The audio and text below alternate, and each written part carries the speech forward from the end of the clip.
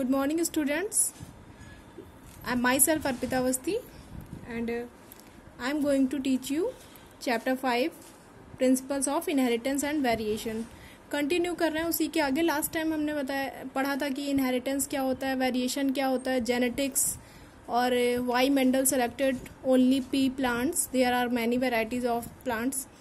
सो ये सब हमने डिस्कस कर लिया था. अब उसी के आगे चैप्टर कंटिन्यू करते हैं, मेंडल्स लॉ ऑफ इनहेरिटेंस. ठीक है, तो इसमें यहाँ सबसे पहले पढ़ना है कि मोनो हाइब्रिड क्रॉस क्या होता है. मोनो मीन्स क्या होता है, सिंगल. ठीक है, और मोनो हाइब्रिड क्रॉस या इसी को बोलते हैं वन जीन इनहेरिटेंस. यानी कि ये भी बोल सकते हैं हम कि जब मेंडल ने ओनली कितने कैरेक्टर्स को, ओनली वन पेयर कैरेक्टर लिया, उन्होंने बस केवल एक ही कैरेक्टर देखा तो उसी के अकॉर्डिंग क्रॉस कराया, उसको क्या बोला, मोनो हाइब्रिड क्रॉस, यानी inheritance of only one gene. ठीक है, तो इसमें हम बस एक ही कैरेक्टर देखेंगे मेंडल का. अब इसके बाद डाई हाइब्रिड आएगा तब वहाँ पे दो कैरेक्टर आ जाएंगे जो मेंडल ने सेलेक्ट किए थे.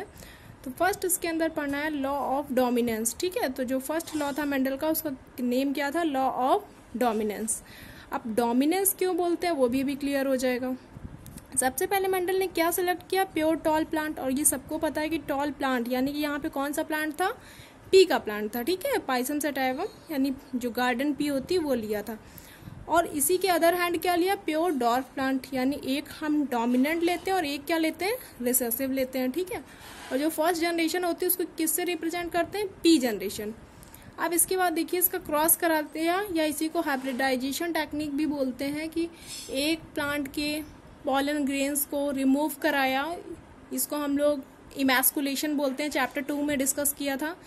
और इसको दूसरा प्लांट जो होता है उसके ऊपर स्प्रिंकल कर दिया. ठीक है, उसके ऊपर डाल के नया प्लांट उसको हम बना रहे हैं. ठीक है, तो यहाँ पे इसी तरह से इन्होंने क्रॉस या हाइब्रिडाइजेशन किया. अब इसमें देखना है क्रॉस कराते हैं तो हमें ध्यान रखना है कि इस टी का सबसे पहले ये टी है, फिर इसका क्रॉस किससे कराया, स्मॉल टी से. ठीक है, तो ये टी और ये टी क्या बन गया, capital T and small T. फिर सेकंड देखो इसका क्रॉस इस वाले से, यानी कि अब इस टी का क्रॉस दोनों से हो गया. ठीक, तो सेम यही प्रोसेस करेंगे. अब इस वाले टी यानी जो रिसेसिव कैरेक्टर है इसका इन दोनों जो डोमिनेंट कैरेक्टर है इससे क्रॉस कराएंगे. तो इसका क्रॉस पहले इस फर्स्ट टी से, फिर इसी का क्रॉस इधर टी से. ठीक है, तो इस तरह से जो क्रॉस करा सकते हैं, कैपिटल टी स्मॉल टी का कॉम्बिनेशन मिलेगा, हर एक में क्रॉस का रिजल्ट देख सकते हो. और यहाँ पे कुछ बच्चे होते हैं उनको क्रॉस में प्रॉब्लम होती है तो वो पनेट स्क्वायर भी कर सकते हैं. ये मेथड आया था स्क्वायर मेथड का, इससे अपना आप रिजल्ट टैली भी कर सकते हो कि एक तरफ ये प्योर टॉल रखा, फिर इधर प्योर डॉर्फ रखा, कैपिटल टी ये बनेगा, टी कैपिटल स्मॉल, फिर इसका क्रॉस इससे कैपिटल टी स्मॉल, फिर इसका इससे टी टी और इसका इससे कैपिटल और स्मॉल टी. ठीक है, तो ये आप टैली कर सकते हो कि आपका रिजल्ट यहाँ पे करेक्ट आ रहा है कि नहीं आ रहा है. तो अब वन जनरेशन में जितने भी बने उनको मेंडल ने क्या बोला, all plants are tall. But क्या रियल में ये टॉल थे, हाँ दिखने में तो ये सब टॉल लग रहे थे, बट अगर देखेंगे तो क्या इनके अंदर ये जो डोमिनेंस, ये जो डॉर्फनेस का जीन है वो भी प्रेजेंट है. यानी अगर इनके अंदर स्मॉल टी प्रेजेंट है तो ये प्योर टॉल नहीं हो सकते. बट ये कैसे बने, कैसे थे, सारे टॉल बने थे. इसीलिए इस लॉ का नाम क्या दिया गया, लॉ ऑफ डोमिनेंस. मेंडल ने अपने फर्स्ट लॉ ऑफ डोमिनेंस में यही बताया कि जो भी कैरेक्टर शो होते हैं उनको क्या बोलते हैं, डोमिनेंस. ठीक है, और जो भी कैरेक्टर नहीं दिखाई देते, नहीं शो होते, उनको क्या बोलते हैं, रिसेसिव. और अब वन जनरेशन में हमेशा क्या होता है, डोमिनेंट कैरेक्टर शो होता है और रिसेसिव कैरेक्टर नहीं शो होता है. तो इसमें हम पढ़ सकते हैं कि व्हेन मेंडल, डेफिनेशन लिखनी हो तो लिख सकते हो यहाँ पे कि when Mendel crossed pure tall plant with pure dwarf plant in F1 generation he found only tall plants. ठीक है, बट वो रियल में टॉल नहीं थे. ठीक है, अब यहाँ पे वो तो क्योंकि साइंटिस्ट थे तो उनके दिमाग में आया कि ऐसा क्या हुआ कि डॉर्फनेस का जीन क्यों नहीं रिजल्ट में आया.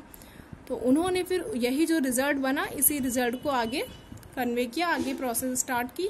तो इसी रिजल्ट के अकॉर्डिंग उन्होंने नेक्स्ट लॉ दे दिया. ठीक है, अब इसमें फिर से इन्होंने फर्दर क्रॉस कराया, बोल भी सकते हो. ही आल्सो इन F2 जनरेशन क्या किया, F1 जनरेशन का रिजल्ट आया, उसके बाद इन्होंने फर्दर सेल्फिंग कराई, सेल्फ पॉलिनेशन एक तरह से कराया.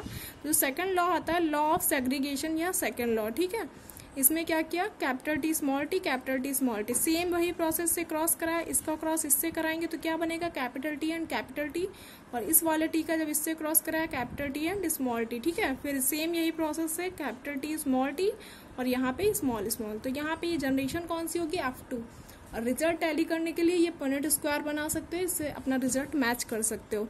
हाँ, अब इसमें रिजल्ट जब लिखोगे तो दो टाइप से लिखोगे। इसमें रिजल्ट में क्या लिख दोगे कि सारे के सारे 100% कैसे बने, टॉल बने हैं देखने में, ठीक है, या हाइब्रिड भी इसको लिख सकते हो तुम। आगे देखो रिजल्ट में फिनोटाइपिक रेशियो। फिनोटाइप क्या होता है, जो दिखाई देते हैं कैरेक्टर, यानी जो मार्फोलॉजिकल बेसिस पे होते हैं उनको हम बोलते हैं फिनोटाइप। तो फिनोटाइप का 3:1, ठीक है। फिनोटाइप क्या है, 3:1, यानी ये भी टॉल है, ये भी टॉल है, ये भी टॉल है, तो 3:1।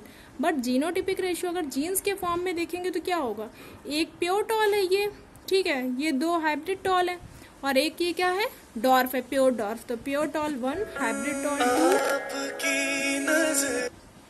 और प्योर डॉर्फ 1, ठीक है। तो इसका रेशियो हो जाएगा 1:1। इस तरह से ये टॉपिक, ये दोनों लॉ कंप्लीट हो जाएंगे। इस लॉ को प्योरिटी ऑफ गैमेट्स भी बोला गया, क्योंकि इसमें जो गैमेट थे वो प्योर फॉर्म में भी बन रहे थे।